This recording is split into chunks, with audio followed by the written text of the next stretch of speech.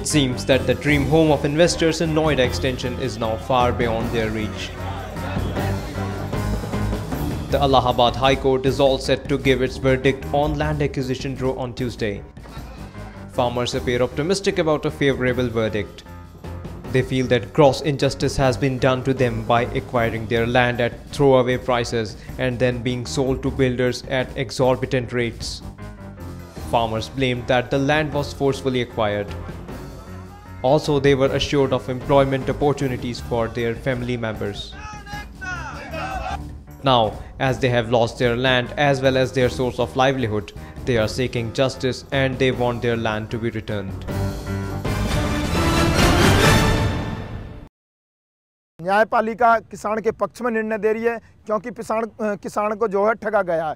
यहाँ 7,11,000 रुपये किसान को दिए गए और जो आरटीआई के माध्यम से रेट जो खुले हैं वो कम से कम कागज़ों पे जो दिखाए हैं वो 10,500 प्रति मीटर और किसान को दिए गए मात्र 7,11,000 रुपये। और उसमें जो मेज के नीचे कर जो उत्तर प्रदेश सरकार और प्राधिकरण के लोगों ने बिल्डर से जो रिश्वत ली है वो लगभग 20,000 रुपये प्रति मीटर बैठती है। इसलिए यहाँ किसान की ज़मीन को सस्ते दामों में लूटा गया है। दूसरा कारण, यहाँ जिस समय इन लोगों ने ज़मीन जबरन अधिग्रहण करी तो उस समय किसानों को कहा कि हम यहाँ जो उद्योग लगाएंगे और आपके बच्चों को, आपके परिवार को हम जो रोजगार के संसाधन देंगे। लेकिन आप देख रहे हैं ना यहाँ कोई उद्योग लगा है, ना यहाँ के नौजवानों को कोई रोजगार मिलने के आसार। इन्होंने बिल्डरों को सारी ज़मीन बेच दी। अब बिल्डरों ने इतनी बड़ी बिल्डिंग यहाँ बनानी शुरू करने का काम किया कि गांव में हवा भी नहीं पहुँच रही। और यहाँ जो हमारा खेती का काम था, हम लोग भैंस पालते थे, दूध बेचते थे, फसल बेचते थे, वो सारी चीज़ें ख़त्म कर दी। हम लोग कतई बेरोजगार हो गए।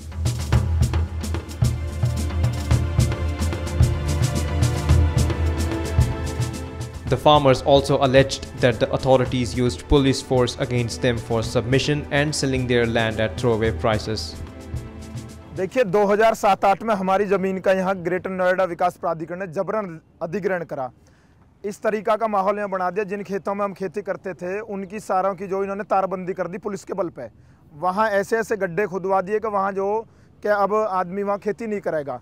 फिर इन्होंने ज़बरदस्ती गांवों में जो है पुलिस ले जाके, खाकी वर्दी वाला प्रशासन ले जाके वहाँ ये कहा गया या तो आप मुआवजा उठाइए, नहीं तो जो है आपके ऊपर इतने मुकदमे लगा दिए जाएंगे। और वो मुकदमे लगाए भी।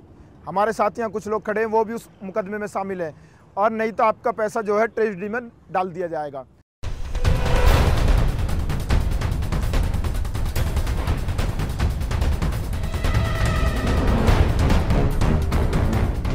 However, builders see it through a totally different angle and believe that it isn't such big issue as it seems to be. They also suggested that authorities should make farmers understand the truth behind the exorbitant prices at which government sell the lands to the builders. अब आप किसी को भी कहें कि तुमको 1,000 रुपये metre से कम मिला और वो कहता है जी साल 2 साल के अंदर उसको 10,000 रुपये मीटर बेच दिया, तो वो ठगा सा महसूस करेगा ही। लेकिन वास्तविक बात क्या है कि जो ज़मीन है उसमें से 50-60% से ज़्यादा अथॉरिटी जो है वो किसी को नहीं अलॉट कर सकती, चाहे वो उद्योग के लिए हो, चाहे संस्थागत यानी कि दफ्तरों के लिए हो, स्कूल कॉलेजों के लिए हो, चाहे वो घर बनाने के लिए हो। तो एक तो पूरी ज़मीन तो वो बांट ही नहीं सकते क्योंकि बाकी ज़मीन जाती है सड़कों पे जाती है, नालियों में जाती है, बिजली घर बनने हैं, तमाम चीज़ें बननी होती हैं। ये जो वेस्ट वाटर है इसके ट्रीटमेंट प्लांट बनने होते हैं। अब जो ज़मीन 50-60% आगे उन्होंने बेचनी है उसमें से भी वो लगभग करीब आप समझ लीजिए 30-35% तो चले जाती है उद्योग के लिए, कुछ प्रतिशत 10-15% चले जाती है संस्थागत कार्यों के लिए, बाकी बची एक 20-25% जो कि मकान बनाने के लिए। उसमें भी EWS बनने हैं, उसमें भी इंडिविजुअल प्लॉट्स बनने हैं। Even the government officials share the builders' voice over the issue. Noida CEO Balwinder Kumar reasons that the authority works on a no profit no loss basis. ये जो नोएडा अथॉरिटी है वो नो प्रॉफिट नो लॉस पे है क्योंकि ये government की संस्था है। जो भी हमारे पास सरप्लस फंड्स होते हैं वो फिर इंफ्रास्ट्रक्चर के उसमें जो है वो खर्च होते हैं। जैसे अब हमने मेट्रो प्लान का एक्सपेंशन का प्लान बनाया है, वो लगभग 3,600 करोड़ का है। तो अल्टीमेटली जो है ये पैसा उसी पूल में से आएगा जिस पूल में ये जो गैप था उसके बीच में जो पैसा उससे आया था। Meanwhile, acting on Supreme Court's order, the Greater Noida Industrial Development Authority has issued notice to the developers in Shahberi village.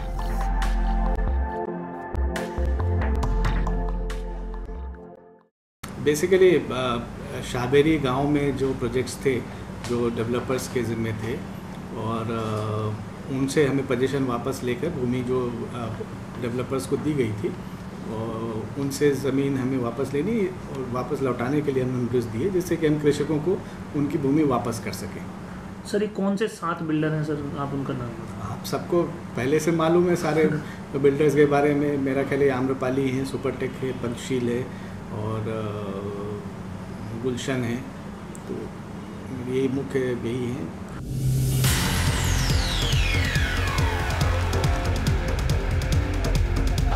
The court's verdicts have come as a rude shock to thousands of laborers working round the clock as uncertainty looms over their future. The construction boom in the region had come as a great opportunity for them. These laborers had arrived in the region from all parts of country and were extensively engaged in the construction work. नहीं, हमारा ये कहना है कि हमारे जो मज़दूर हैं, जो मज़दूर काम कर रहे हैं, इसमें 1 लाख मज़दूर हैं और 1 लाख मज़दूर में कम से कम एक परिवार में 5-6 आदमी जुड़ा हुआ है, तो इस हिसाब से 8-10 लाख लोग बेरोज़गार हो गए। इन बेरोज़गारों का क्या कसूर है, इनकी क्या गलतियां हैं?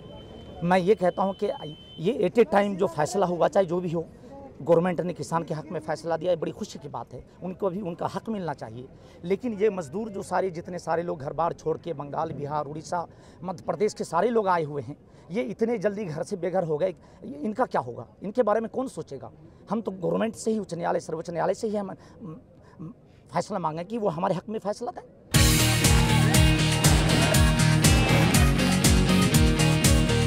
With no immediate solution to this standoff in sight, there is widespread opinion that all the stakeholders should sit together and work out an amicable solution.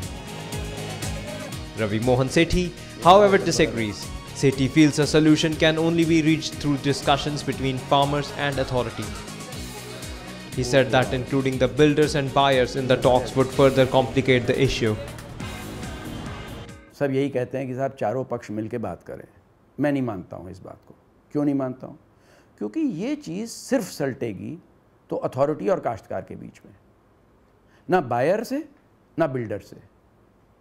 अगर कहीं किसी बिल्डर की गलती हुई, जैसे मैंने शुरू में ही कहा कि अगरचे उनके स्टे था और उन्होंने स्टे के बावजूद इसको जानकारी होते हुए भी बेच लिया, तो फिर उनकी गलती है।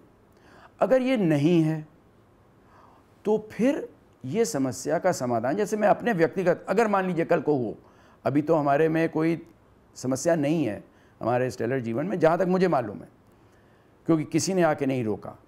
लेकिन अगर कल को समस्या हो तो मैं तो यही कहूँगा कि इसका समाधान काश्तकार और अथॉरिटी के बीच में होना चाहिए।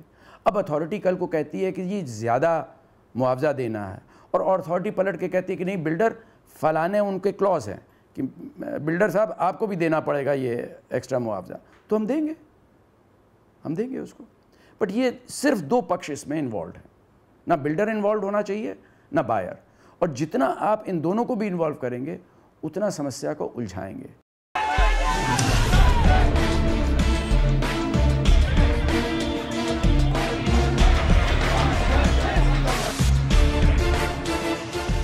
The current picture is portraying only losses, frustration, dissatisfaction and haze over builders, investors and the laborers attached to the zone. However, the farmers are not complaining for now as they hope to rake the moolah. CVB News, Greater Noida.